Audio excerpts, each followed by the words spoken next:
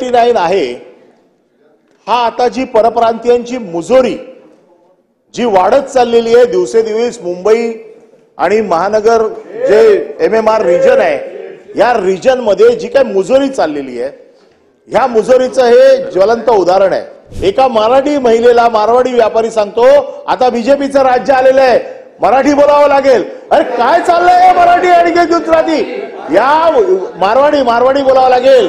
या मुंबईचं गुजरातीकरण आणि उत्तर भारतीयकरण चाललंय का?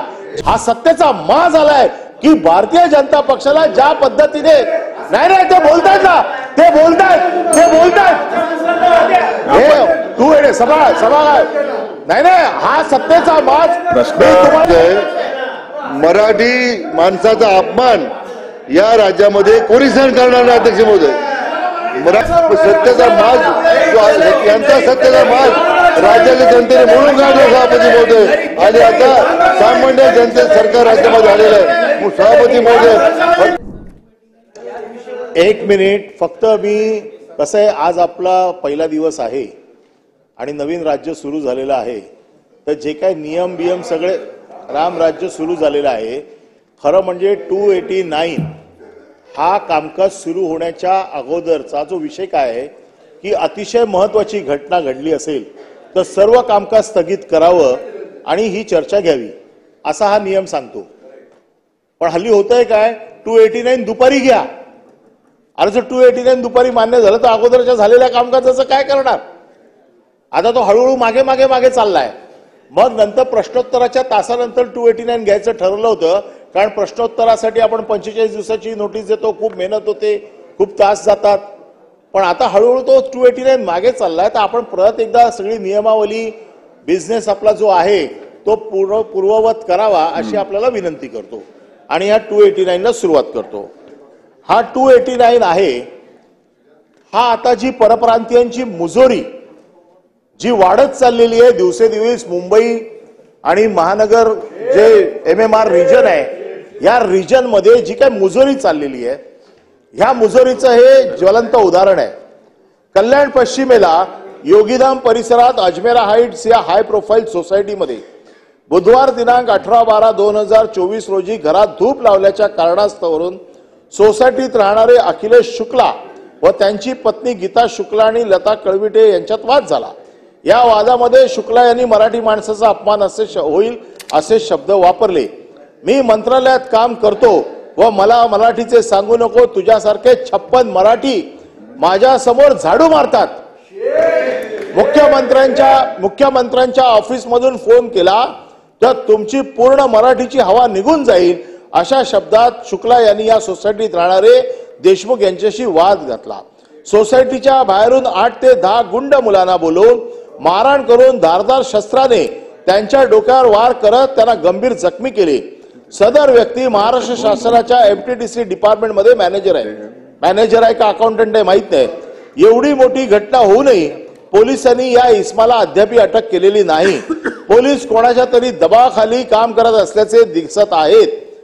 शुक्ला या व्यक्तीला तात्काळ नोकरीतनं बडतर्फ करावे अशी आम्ही मागणी करतोय। पण त्याच अगोदर ज्या 2 घटना घडल्या होत्या खडकपाडा येथे मुलुंड येथील शिवसदन सोसायटीमध्ये मराठी महिलेला एका गुजराती माणसाने कार्यालयासाठी जागा नाकारली का आता ती मराठी आहे म्हणून। तिसरा प्रकार घडला होता गिरगावामध्ये एका मराठी महिलेला मारवाडी व्यापारी सांगतो आता बीजेपीचं राज्य आलेलं आहे मराठी बोलावं लागेल। अरे काय चाललंय मराठी आणि गुजराती या मारवाडी बोलावं लागेल। या मुंबईचं गुजरातीकरण आणि उत्तर भारतीयकरण चाललंय का?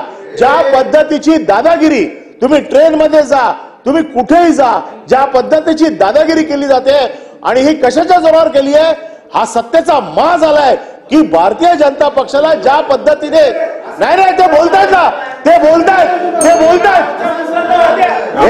तू सभा नाही हा सत्तेचा माज मी तुम्हाला नाही सांगितलं आपण जो काही विषय कसा आजच्या त्या माणसाला सांगितलंय ज्या माणसाच्या बाबतीत मी बोलतोय त्याचं हे वाक्य आहे या संदर्भात कृपा करून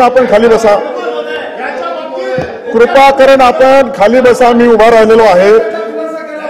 मला असं वाटतं मला असं वाटतं की 289च्या माध्यमातून आपण जो काही प्रश्न उपस्थित केलेला आहे त्या संदर्भामध्ये आजच्या कार्यक्रम पत्रिकेमध्ये हा विषय दर्शवला नव्हता, तरी पण या घटनेचं गांभीर्य लक्षात घेता आपल्याला हा विषय मांडण्यासाठी दिला होता आणि म्हणून असे अपशब्द जर कोणते असतील तर ते तपासून निश्चित स्वरूपामध्ये काढण्याच्या संदर्भात सूचना देत आहे।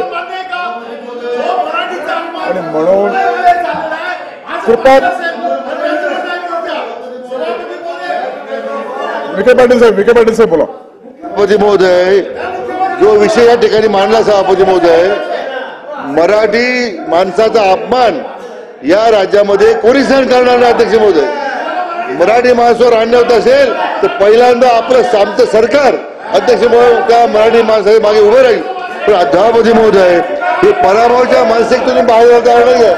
आज फक्त त्या घटनेचं राजकारण करताय अध्यक्ष महोदय। सभापती महोदय, घटनेचं राजकारण होत आहे। मराठी माणसाच्या मागे आपलं महायुती सरकार खंबीरपणे उभं आहे। सभापती महोदय, ही जी घटना घडली असेल, जी घटना घडलेली आहे, चौकशी केली जाईल, कारवाई केली जाईल। सभापती महोदय, स्वतः माननीय मुख्यमंत्र्यांनी या संदर्भात लक्ष घातलेलं आहे। पण सभापती महोदय, आता यांच्याकडे सांगण्याकरता काही नाही आहे। पण सत्तेचा माज, यांचा सत्तेचा माज राज्याच्या जनतेने म्हणून काढला सभापती महोदय। आणि आता सामान्य जनतेत सरकार राज्यामध्ये आलेलं आहे। सभापती महोदय, फक्त विरोधाकरता विरोध करायचा, आपल्या स्वतःची पूर्णचा अध्यक्ष सभापती महोदय, जनादर जो आहे हा पूर्ण महायुतीच्या बाजूला आहे। आणि म्हणून फक्त मराठी माणसाचं भांडवल करायचं। मराठी माणूस हे सत्तेत असताना सभापती महोदय यांनी कोणत्या वरिष्ठ मंत्री आपल्याला त्या संदर्भामध्ये निवेदन करतायत, आपण खाली बसा। मराठी माणसं फक्त मतं घेतली आणि सातत्यानं मराठी माणूस अन्याय करण्याची भूमिका समोरच्या लोकांनी घेतली। आमचं सरकार मराठी माणसाच्या पाठीमागे खंबीरपणे उभा आहे। या घटनेची चौकशी करण्याच्या संदर्भात सूचना दिल्या सभापती महोदय। केवळ सभापती महोदय, राजकारण करायचं आहे। स्वतःची प्रत घालवलेली आहे। मराठी माणसाचा फक्त हे वेगळी प्रेम आहे। मराठी माणसाच्या बद्दल यांना कुठल्या सहानुभूती नाही, कुठल्या भावना नाही सभापती महोदय। आणि म्हणून या घटनेचा आम्ही निषेध करतो, परंतु यांचा सत्तेचा माज महाराष्ट्र जनतेने उतरवला विधानसभेमध्ये, याचा राग आहे अध्यक्ष महोदय। आणि म्हणून हे जे वक्तव्य केलेलं आहे सत्तेचा माज आला म्हणून, हे अध्यक्ष सभापती महोदय हे या कामकाजातून काढावा अशी आमची आपली विनंती आहे। दोन्ही बाजूंचं 289च्या संदर्भामध्ये मी ऐकून घेतलेलं आहे आणि निश्चित स्वरूपामध्ये सभागृहाच्या भावना लक्षात घेता सभागृह मी 10 मिनिटासाठी स्थगित करीत आहे।